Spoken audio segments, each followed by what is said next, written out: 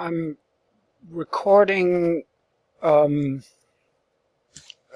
of a continuation of working with ceilings. So I created a shape that I copied from the roof of the building and made a group. So if I double click and let's imagine that I want this to be the shape of a ceiling, some subset of the roof. So I could take this and offset it to the interiors. Let's say something like that, right? And what I'm going to do with that is select that shape. I'm going to cut it out, right? Close this group.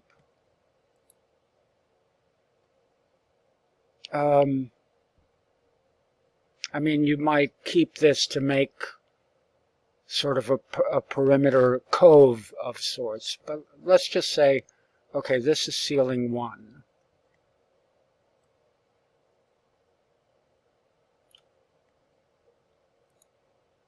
Let's call it ceiling perimeter.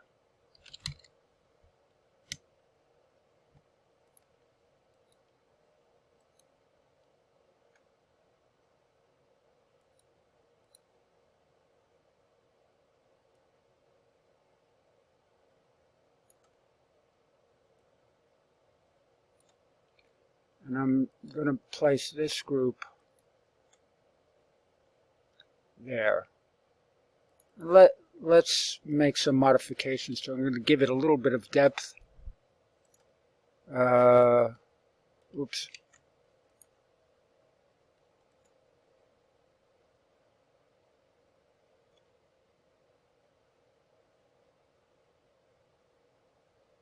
Six inches.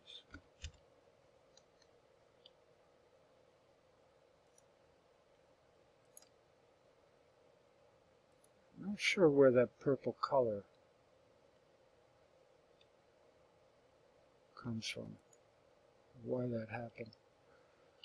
And let's paste in place.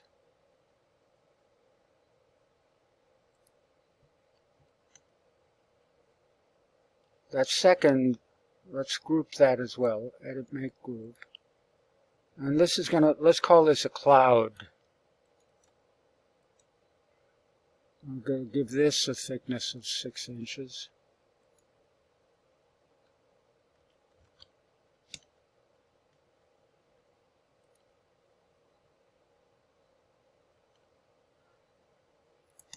And close that group. So there's a group. I'm going to call it, I'm going to make a layer called ceiling cloud.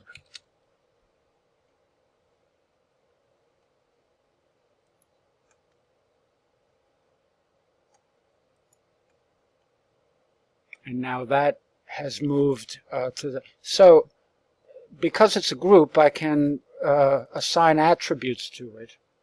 The component attribute, like a z value. I'm going to give it a z coordinate. And say, because this is taking an elevation from the model, so let's just call this, I don't know, 180 inches. So that sits down there. And then this,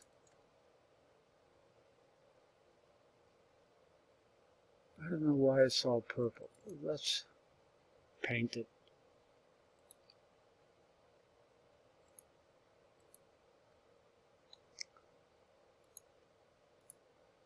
Close this group. And this is our perimeter. I'm going to give it a z coordinate and call it 160 inches. Right? So we still have this array of lights in here that we had before.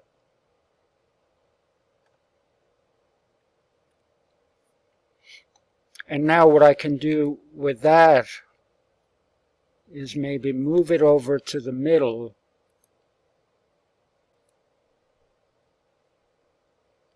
Let's move in the green, along the green axis first.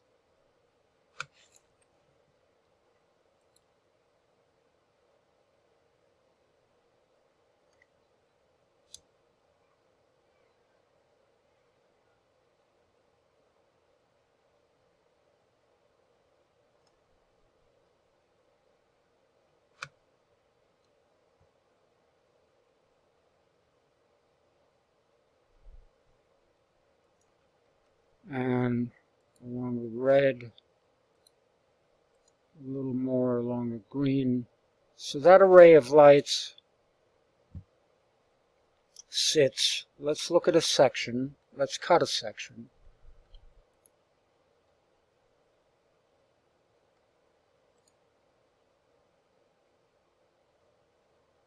Let's cut it that way.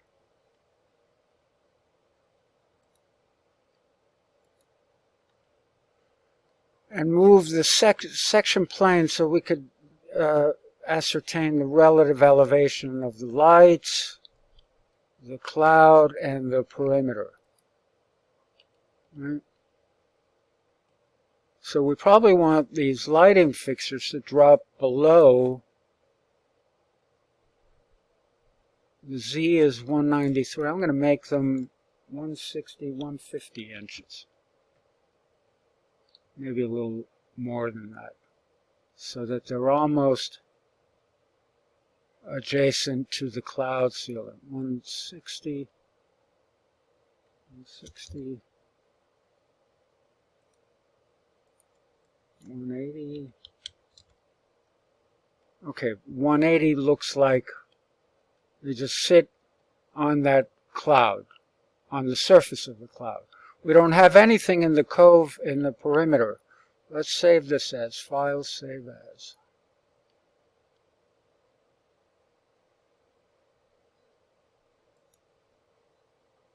Part 2.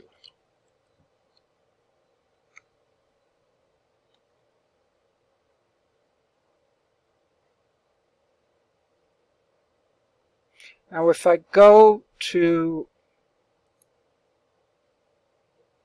the perspectives I saved,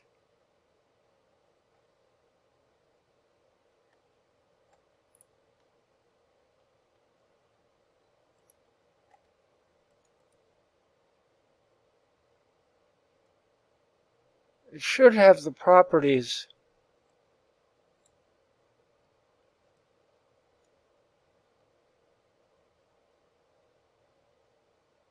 should have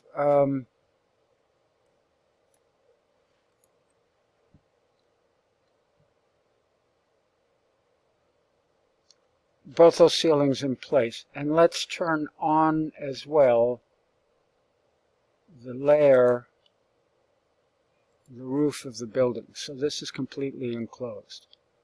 Okay, so there's a white cove ceiling with nothing in it.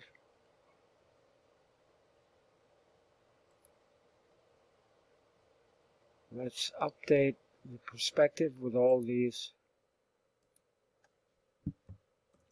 properties of the scene.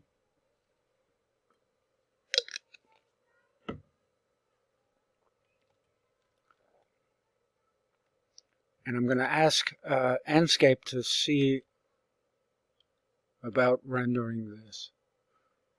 Extension, Enscape start.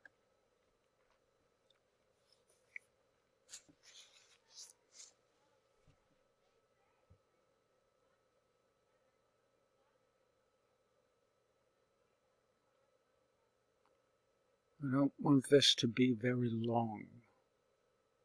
Now you'll remember that Enscape, the default value had a little bit of trouble with the lights being too dim, but remember that when, let me split these windows. Remember that when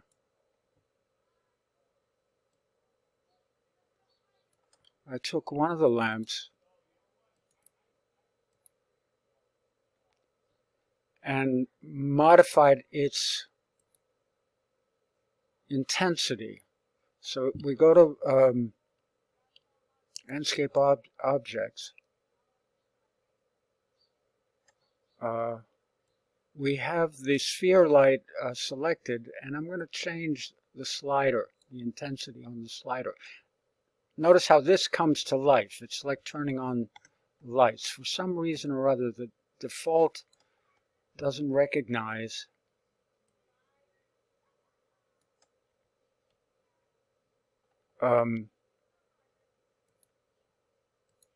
the intensity, which was set to actually a fairly high number.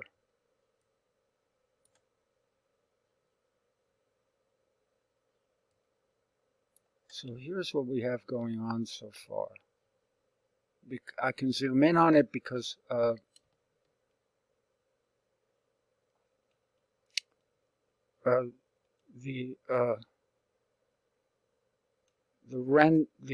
render engine updates in real time, right? So it's probably more intensity than the light should have, but that's how you can adjust, right, with that array of lights. Let's give it, set the value to about 1,000. You can also adjust, maybe 1,000 is too light, but you can also adjust the exposure. I'm not using auto exposure here. Let's change this to 3,000. Okay, that looks a little more reasonable.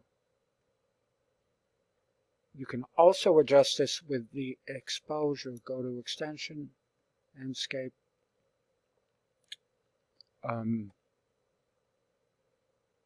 Visual Settings, and the exposure can be slid up and down to modulate the overall brightness. I'm going to stop there. I don't want this to take very long, and this model is in my handouts folder.